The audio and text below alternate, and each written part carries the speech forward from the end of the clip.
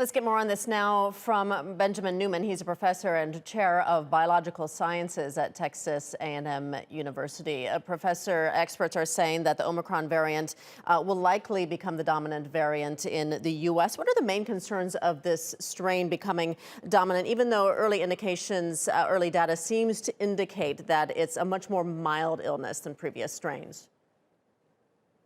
Yeah, I don't think there's any credible data that it is definitely milder. I think those are all based on relatively small sample sizes.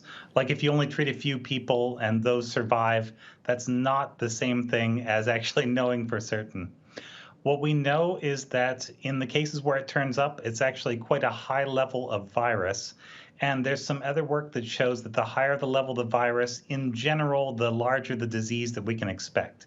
Now, that's not enough to make sure that this is definitely going to happen, but it is the most likely outcome at this point. And it's a little surprising, but this is the new variant, and this is very much going to be the future of COVID-19.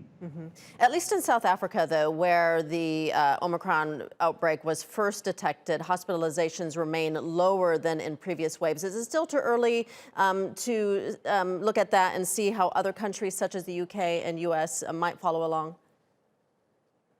Right. It normally takes the entire SAD process about a month for a person to catch a virus and then die from the coronavirus.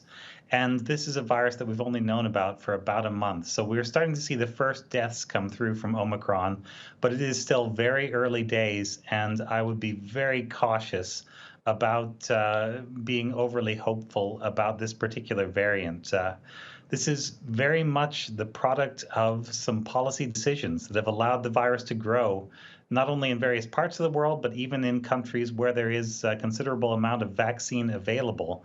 And I would hope that this is still a call that there is time to change some of those policies and actually stop the virus with boosters for everyone. Yeah, and experts are saying that still the best defense for now anyway is vaccination and boosters. Meanwhile, and I did want to ask you about the CDC advisors have voted unanimously to recommend the Moderna and Pfizer-BioNTech vaccines over the Johnson & Johnson shot because of that risk of rare blood clots. What do you know about that? And do you think the benefits still outweigh the risk? I'm wondering, as people factor in their thinking about what kind of booster they should get. Someone like myself, for example, who did get the J&J shot, is it better to get one of the other shots, you think? So the idea behind this is not just that there's this low risk of potential complications. That is actually a very low risk and is not really a factor that I would consider. The factor that would be more important to me is that you may start to make antibodies not to the spike of the coronavirus, but to the thing that it's encapsulated in. So in the Johnson & Johnson and AstraZeneca vaccines, the viral gene comes inside of a little protein shell. And you start to make antibodies against this, as you also make antibodies against the thing that'll protect you against COVID.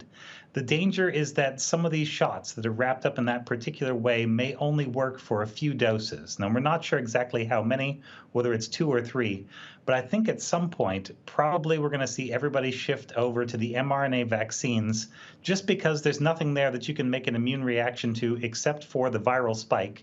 And so they can really only help. There's less chance that they would fail. All right, we'll leave it there for now. Benjamin Neuman joining us from Texarkana, Texas. Thank you.